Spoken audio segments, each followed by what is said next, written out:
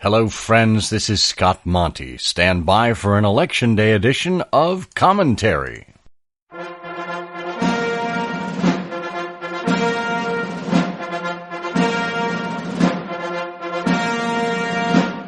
Welcome to the Full Monty, where you'll be exposed to commentary and analysis from the week's digital news.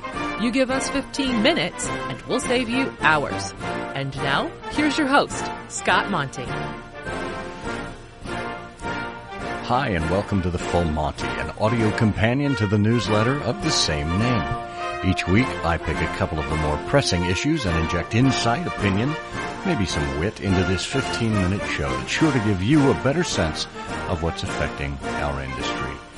Maybe you'll agree, maybe you won't, but I hope it makes you think. This week, we look at the after effects that the election is having on the advertising and journalism industries. I think it's pretty safe to say that we're all done with the U.S. election by now. The spectacle has been going on continuously for at least 18 months and finally, mercifully, comes to an end on Tuesday, November 8th, when Americans head to the polls. By every estimation, this has been a campaign season like no other. The two frontrunners are the most unlikable candidates in modern history. One, a career politician with years of hyper-partisan baggage, and the other, a real estate developer and reality star who knows how to manipulate the media.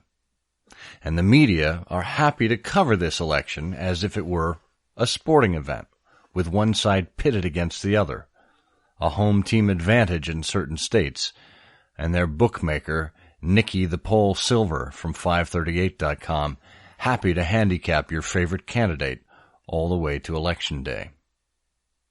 The media don't seem to realize, or maybe they don't care, that this isn't like a sporting event. After the election results are tallied, we're still all Americans, and we'll still have the same leader. Picking sides and digging in our heels is exactly what got us to this point in the first place. But conflict means ratings, and you can't sell advertising without ratings, so the cable news outlets in particular are happy to have pundits battling to the figurative death right in front of your very eyes. But about that advertising. Candidate Trump is something of an anomaly. First, you have to remember that this is an individual who spent the vast majority of his career in New York trying to ensure that he was in the news every week. In fact, according to the New York Times article on October 26th, Trump had an obsession with media. He ensured he was always in the news, took great delight in knowing that that privilege was denied to others, and even hired a full-time staffer to compile all of the clips about him. He quickly figured out that media attention was free advertising for his new hotels and golf courses, a fact that led him to frequently participate in newspaper interviews and television shows. He knew that the time spent on him and his projects in interviews was longer and much more likely to be seen or read by the public. For his presidential campaign, he applied the same principles, and as a result, as of March of this year, the New York Times determined that he had earned $2 billion worth of free media. Normally, presidential election years are a boon for broadcasters as the candidates build their war chests and spend lavishly on TV, radio, and other ad spots. Media forecasting firm Magna originally projected this year's political ad spend to be 15% above 2012, which would have set a new record. However, Trump isn't even spending what the McCain or Romney campaigns did 4 and 8 years ago. In addition, television continues to be the most expensive form of advertising available to the candidates and brands. So, the candidates took their ad dollars to the web, where they're able to get a much more efficient spend. It's lower cost and it's more targeted. But while we've seen a lack in expected ad revenue as a result of Trump's fervent interest in earned media coverage, the various stations and websites have seen a significant boost in viewers and traffic. According to Digiday on October 28th, Trumpcast, a podcast hosted by Slate, has become one of its most popular, drawing 1 million monthly downloads. This month, traffic to Slate.com has been up 35% over the previous 6-month average. Over on cable news, they've seen a significant bump in viewership, not only during the debates, but throughout the recent weeks of the election cycle. Total ad spending in the United States is around $192 billion, driving about 24 trillion annual ad impressions, according to Ben Kunz from Media Associates. Quoting Ben from the Digiday article, if Trump mania increased all media readership viewership by only 5%, that would equal 1.2 trillion additional ad impressions following Trump news. Assuming an average $8 CPM, that's a $9.6 billion ad revenue increase to media publishers. And come November 9th, we're likely to wake up with a post-election hangover. Not in the literal sense, but also with a serious lack of wall-to-wall coverage like we've had. Perhaps it'll take a couple of weeks to wear off, perhaps slightly longer, depending on how the post-election reaction is on one side or the other. But the airwaves will be devoid of the rhetoric that we've been burdened with during the past year or so, and the media companies will feel that effect. No doubt, Citizen Trump will continue to preen before the media as his psyche requires him to do. But the media may not have as much patience nor bandwidth as during the election cycle. After all, they've got to get out there and sell ads. Get your trivia skills ready for the Naked Truth. This week's Naked Truth trivia question. In honor of Election Day, here's some presidential trivia. Who was the only president to take the oath of office from a female official? Answer later in the show.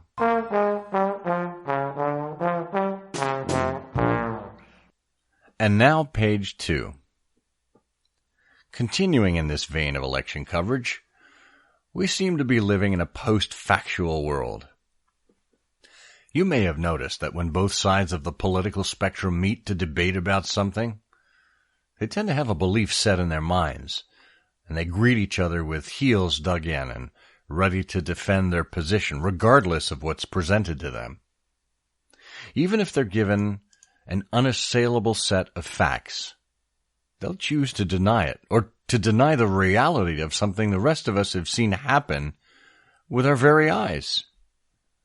Candidates, pundits, and the public alike are guilty of this post-factual trance that seems to keep them from admitting they're wrong. And it's dangerous. Many of these debates happen on Facebook, which to this day will not admit that it's a media property. Personally, I think Facebook is a media property, since more people use Facebook as a news discovery source than any other. People now open a social media app to find news more frequently than they go to, say, the New York Times or the CNN homepage. According to an article in Vox, the result has been a disaster for the public's understanding of current affairs. Reporters have come under increasing pressure to write clickbait articles that pander to readers' worst impulses. Too good to check stories gain more traction online than stories that are balanced and thoroughly reported. That has worsened the nation's political polarization and lowered the quality of democratic discourse. End quote. Facebook's position is that it is a tech company, not a news company. While it may not produce any news on its own, it is still the arbiter of what people see, and as such, it has a significant responsibility to ensure that the news shared on its site is accurate and reliable. But when you have instances of teenagers in Macedonia who just launched at least 140 U.S. political websites with American-sounding domain names such as wordpoliticus.com, TrumpVision365.com, and USADailyPolitics.com, and Facebook is pulling news stories and even trending items from them, that's a significant problem. Given the rash of stories recently about Hillary Clinton's emails and the FBI, it was inevitable that the following headline popped. FBI agent suspected in Hillary email leaks found dead in apparent murder-suicide. However, if you look at the site where this supposed news story came from, it was denverguardian.com. One small problem. There is no Denver Guardian. It's a site that was established on GoDaddy in July of 2016, according to the article in the Denver Post. But people believed it because they wanted to believe it. They couldn't be bothered to check. And neither could Facebook, evidently.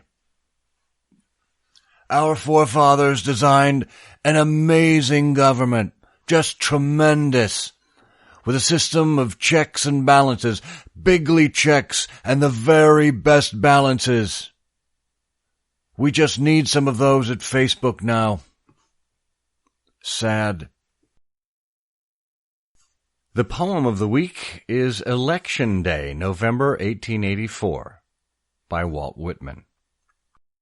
If I should need to name, O Western world, your powerfulest scene and show, 'twould not be you, Niagara, nor you, ye limitless prairies, nor your huge rifts of canyons, Colorado, nor you, Yosemite, nor Yellowstone, with all its spasmic geyser loops ascending to the skies, appearing and disappearing, nor Oregon's white cones, nor Huron's belt of mighty lakes, nor Mississippi's stream, this seething hemisphere's humanity, as now I'd name the still small voice vibrating, America's choosing day.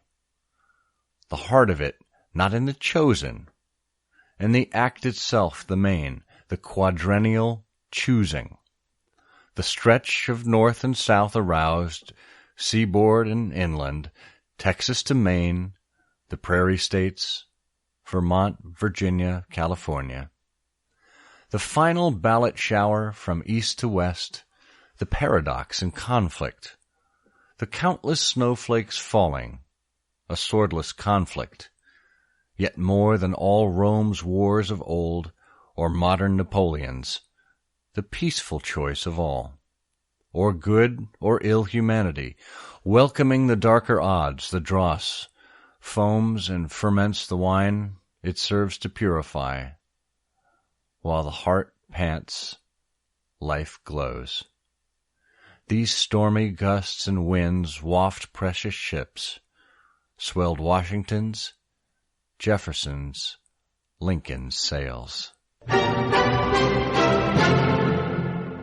For our trivia question, we asked you who the only U.S. president was who took the oath of office from a female official. Typically, the Chief Justice of the Supreme Court administers the oath of office, but in the case of Lyndon B. Johnson, it was Judge Sarah T. Hughes who administered the oath of office aboard Air Force One following the assassination of President Kennedy.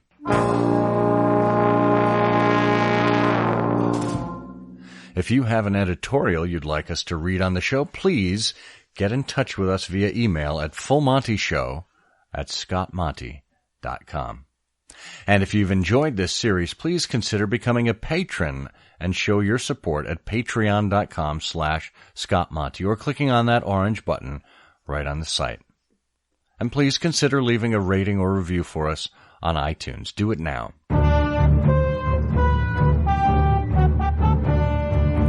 Be sure to check out the other major stories from the November 7th edition of the newsletter. Facebook's top-line growth is double that of any other company.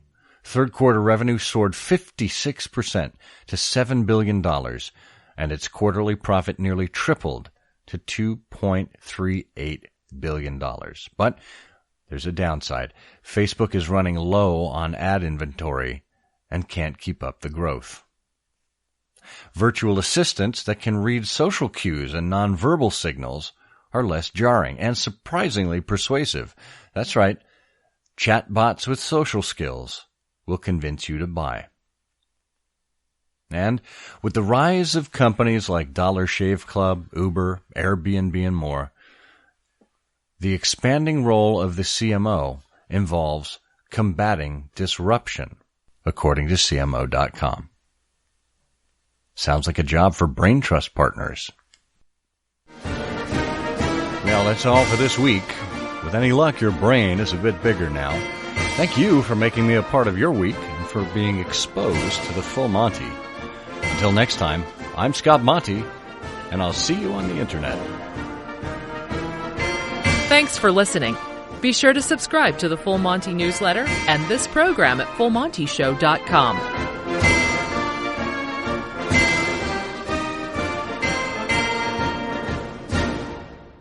Here's to the end of our electile dysfunction.